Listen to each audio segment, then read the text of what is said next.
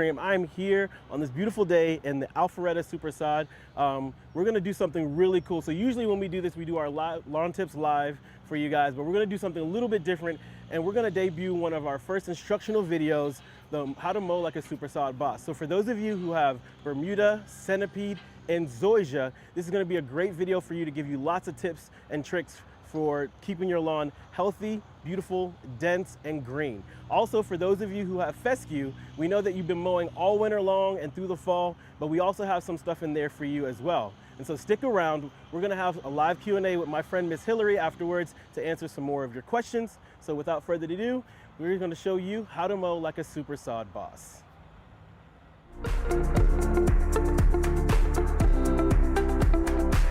After watering, mowing is the most important thing you can do for your lawn to keep it looking healthy and beautiful. It's not scouring the internet for hundreds of videos on YouTube. It's not that 10-10-10 formula that your dad told you about, or that secret concoction of natural additives for your lawn. It's mowing. Hi, I'm André Martineau, and we're here on location in Perry, Georgia on our Tip-Tuff farm to teach you how to mow like a Super-Sod boss.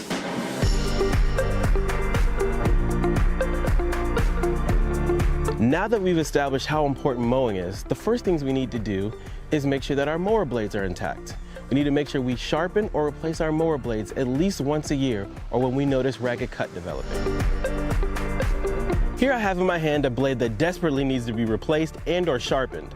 A blade that has dings, dents, or is a dull cut will cause leaf tear or ragged cut, which will require your grass to need a lot more water. Then get out there and mow it on a regular frequency. The fastest growing lawns such as Bermuda grass and tall fescue will need mowing every week, sometimes twice a week, not every 7 to 10 days. That's for the slower growing lawns such as Zoysia and even longer for Centipede. The #1 best thing to do to have a thick, weed-free lawn is to mow often. If your lawn looks like it needs to be mowed, you probably waited too long to mow it. Here's a table so you can look up how often you should be mowing. We'll also post it in the notes section. For elite tall fescue, every 5 to 7 days. For Tifway Bermuda, every 3 to 6 days. For Tif-Tuff Bermuda, every 4 to 7 days. Man, with a schedule like that, I would consider getting an automatic mower. For Zenith Zoysia, every 7 to 10 days. For Xeon Zoysia, 7 to 10 days as well. And also for Emerald Zoysia, every 7 to 10 days. And for Tif Blair Centipede, every 10 to 14 days. And then get the right height and don't scalp. Mowing regularly prevents scalping. How does it do this? Well, you never let it get the chance to get so tall that you cut into the growing point. The less frequently you mow, the more likely you'll end up scalping. We'll talk more about how to prevent scalping in a bit. Here's a table so you can look up your lawn height. We'll also post this in the notes section. For elite tall fescue, 2.5 to 4 inches. For Tifway Bermuda, 1/2 inch to 2 inches. For Tif-Tuff Bermuda, 1/2 inch to 2 inches. For Zenith Zoysia, 1/2 inch to 1.5 inches. For Xeon Zoysia, 1 inch to 1.5 inches. And for Emerald Zoysia, 1 inch to 1.5 inches. For Tif Blair Centipede, 1.5 inches to 2 inches. So if you go on vacation or you just don't have time to get around to it, don't go back to mowing at your regular height. If you do this, you're going to cut into the growing point of your grass, and this is called scalping. When you do that, you're gonna cut all the green off your grass and it's gonna brown out. Instead, bump up that mower height so you're mowing only 1/3 of the leaf blade off for the first time you mow since you get home. Wait a few days for it to adjust, then mow it again at a lower height, so again you're mowing only 1/3 of the leaf blade off. Hopefully you don't have to do this with your lawn more than once or twice, but better yet, let's get you a robotic mower so you don't have to worry about that lawn getting out of hand again. To bag or not to bag? That is a good question. If you mow regularly, you can leave your grass clippings right there on the lawn and they will recycle the nutrients back into the lawn.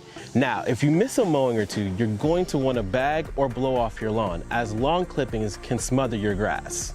Mow up and down every time the same way, right? No, no, no. You need to mix it up. Mow in a grid one way one day and another way the next time, and then in a diagonal the next time. You get the idea. Rotate your angle of approach. Do this to avoid compaction damage to the soil from rolling over the same exact area every time you mow. Final pro tip from the Super-Sod. Don't mow your grass when it's wet. That means after a heavy rain or running irrigation or after a heavy dew. This is one of those picky points, but have you ever mowed grass when it's wet? It clumps up and sticks to the mower deck and bag. It's hard to clean off your mower. It's a mess. Plus the mower pushes the grass down and wet grass doesn't pop up as well, so you just don't get as much mowed. There may be a chance of spreading diseases when you mow wet grass too. Be patient and let it dry. Of course, during a rainy season, it may be difficult to find a dry window. In that case, just get out there and do your best. It's more important to mow your lawn than to not mow it at all. And sometimes we have to dance around what Mother Nature's delivering us. By now, you're probably visualizing your own mower. So whether it's a push mower, auto mower, gas or electric, robotic mower, a zero turn or reel mower, it doesn't matter what you use. The most important thing is to get out there and mow your lawn. We'll talk about more mowers for another day. But for right now, adequate moisture and getting out there and mowing your lawn frequently is the most important thing and the biggest secret to having a beautiful lawn. Thanks so much for watching the Super-Sod Mow Like a Boss video.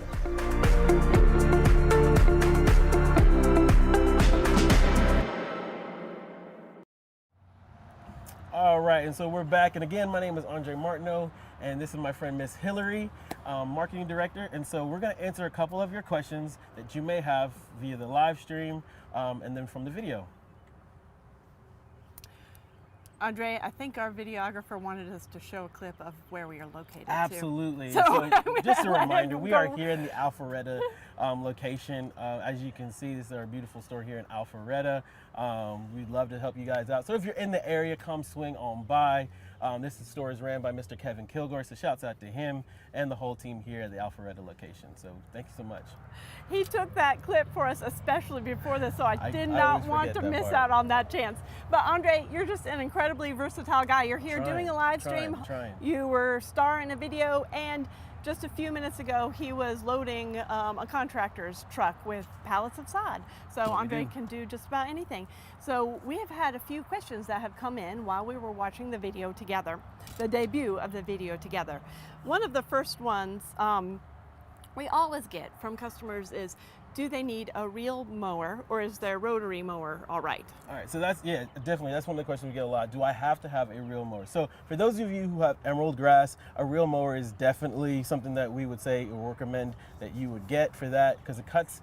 So a reel mower will cut the grass like scissors, so it gives you a nice fine cut. The reels are very sharp versus what we call propeller motor or gas-powered mower. Basically, the biggest difference is the reel mower, like I said, has that scissor cut, the propel more like a hack. But here's the thing, if you have Bermuda Centipede or Zenith Zoysia, a propeller or gas powered mower is a great option as well. Just make sure that you keep the blades sharpened or change them out every season, because if not, you're gonna be hacking those blades of grass and they can brown out on you and you could be wasting more water. So if you're hitting rocks or if you're mowing on a heavy day or haven't mowed in a while, that can definitely wear down your blades. So you just wanna make sure you get that sharpened, maybe with an angle grinder or some other type of sharpening tools that you have, either Home Depot or Lowe's, something like that, and then make sure you get that blade sharpened or just go ahead and replace it. It's great, great info.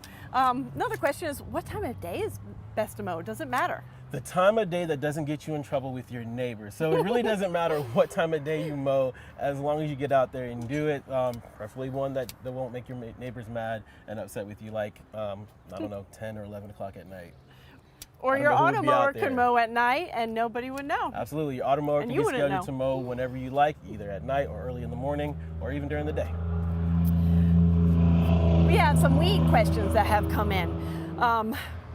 Someone has got a lot of weeds over the winter. What do they do with weeds in the dormant lawn? Okay, absolutely. So along with your pre-emergent applications that you'll do several times between fall and early spring, mowing is going to be a great option to help you eradicate some of those weeds. Biggest point here is it kills the life cycle or breaks the life cycle of the weed. So instead of just letting the weed sprout and germinate seeds all over your lawn, you're going to be cutting the heads off. So when you're cutting weeds, make sure the biggest thing is make sure you're bagging it. So don't just continue to cut and let those weed seeds fall back on your lawn and regerminate. So you want to make sure you're backing those weeds up, because the biggest thing is, remember, is that weeds grow faster than grass does. So for some of us who may have had early deploy of weeds that just have infested their lawn because the weather has been really crazy, especially here in Georgia, just know that your weeds are going to grow longer than your grass. So go ahead and get to mowing, even if the grass doesn't need to be cut for its regular height. That's a good tip. Sometimes it feels funny, mowing dormant lawns, but it is a great way to keep weeds down. And that's definitely a pro tip, to bag those weed seeds and get them off the lawn to break that life cycle.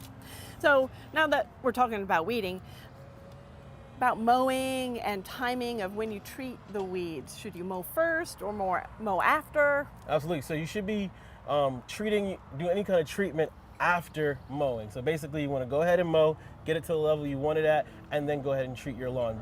The reason why here is so your whatever treatment you're doing, whether it's pre-emergent, fertilizer, or post-emergent, it's not having to fight all that grass to get down to the root area. What about watering? Do you mow before or after you water? Best thing to do is water right after mowing to get that thing going back again. So you don't want to mow wet grass, so you might as well just water it after, or the next day in the morning. Yeah, that's a good time too, because I'm often mowing at night after work. Absolutely. So wait till the morning. And what about aerating and top dressing? All right, so the key time for aerating and top dressing is going to be those first 2 weeks in May. You're going to want to be able to do that in those first 2 weeks in May. So if you're just looking to put some organic material back into your lawn, you're going to want to aerate and then use our soil cubed, which is our big yellow bags. If you have some spots that are depressed or you have some bumps and it's not exactly level, you're going to want to use our level mix, which is a combination of sand and soil cubed put together to kind of help give it a great foundation for new grass to kind of form and fill in those areas.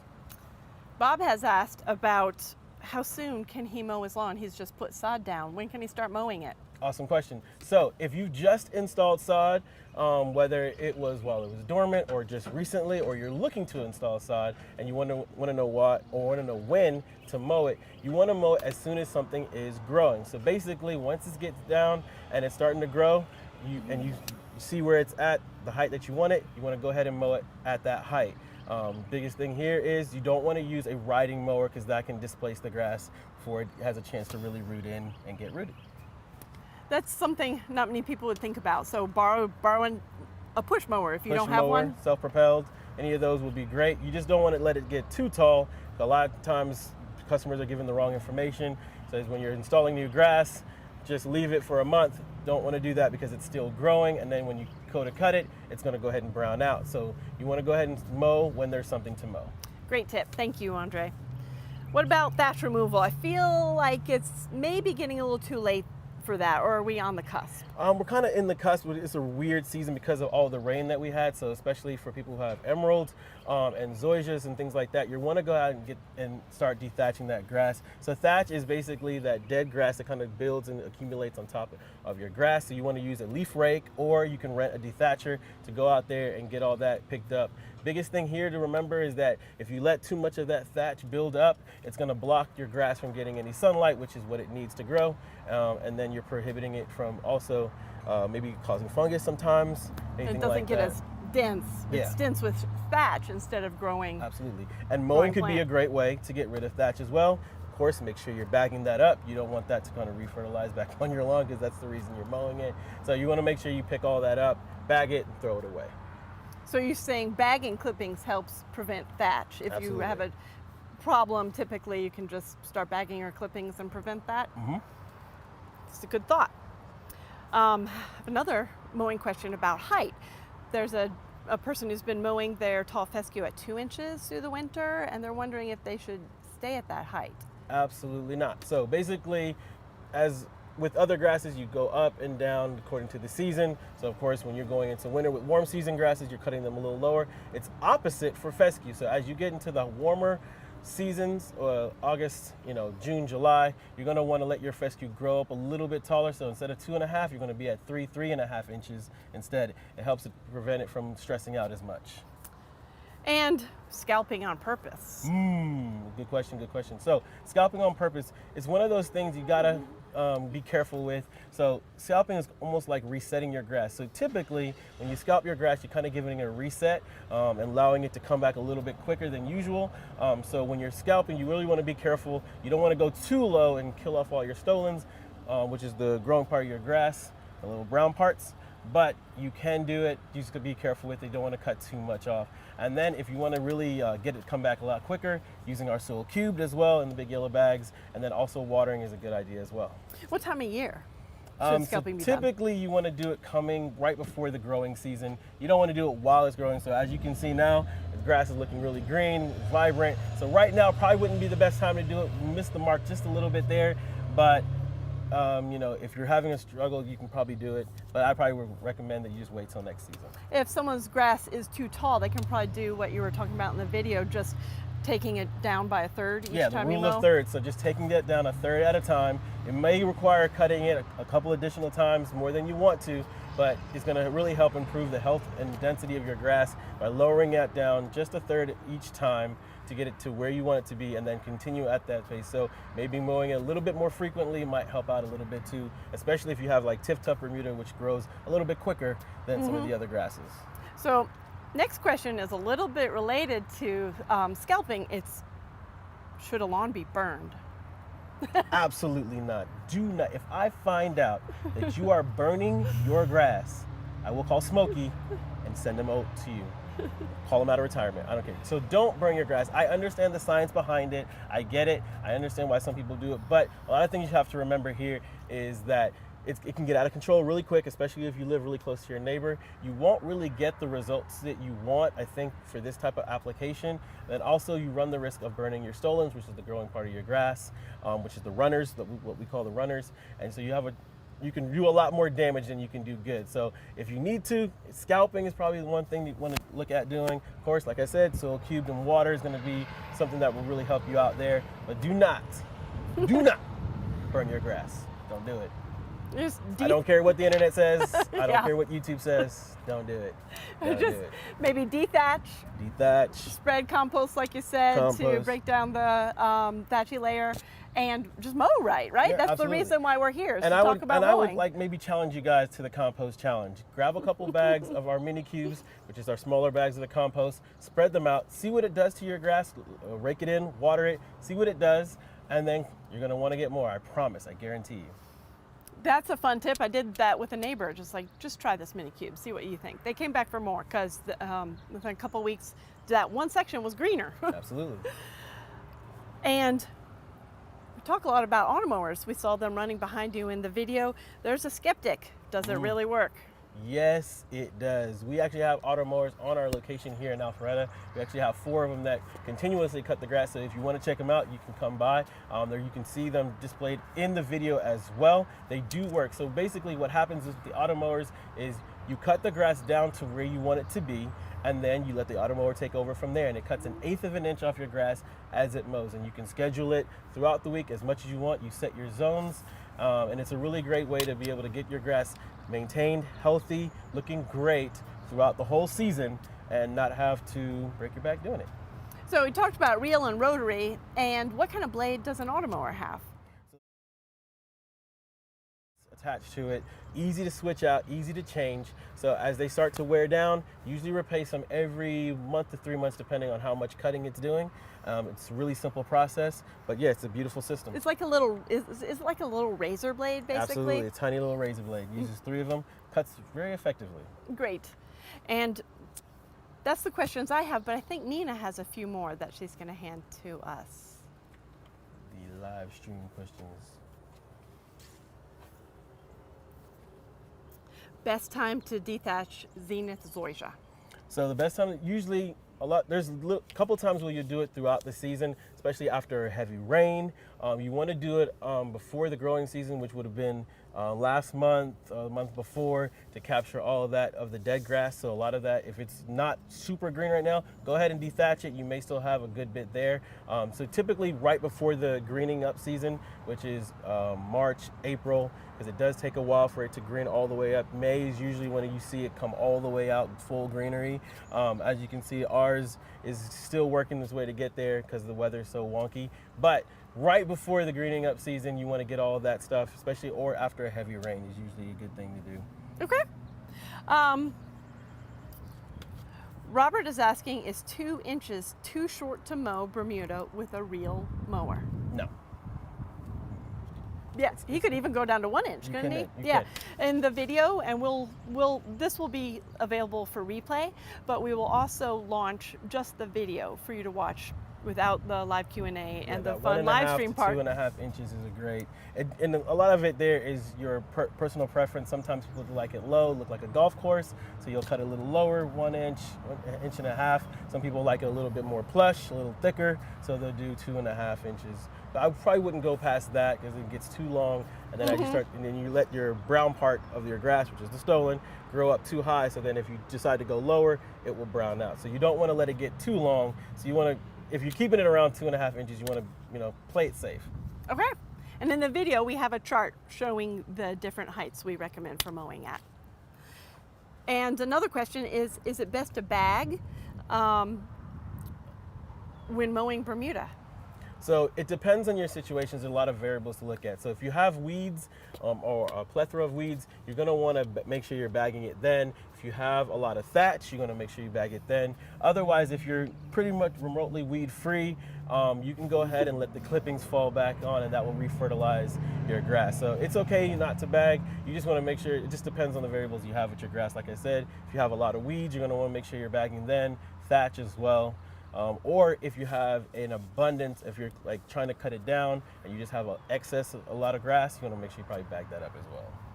Do we have any more, Nina? She says she doesn't think so. So that's it. Thank you guys so much for checking it out, and we hope you guys got some cool tips. We're always here to help you guys out, so give us a call if you have any needs for your grass, for new installation, or talk about soil cubed. Or mowers, or auto mowers as well. Yep, and you can post any more questions when this video is launched at YouTube. We look at those, we get notifications every time someone asks a question, and we will answer them usually within 24 hours, or you can give us a call too. Thanks for joining us. Thanks, we'll see you on the next live stream.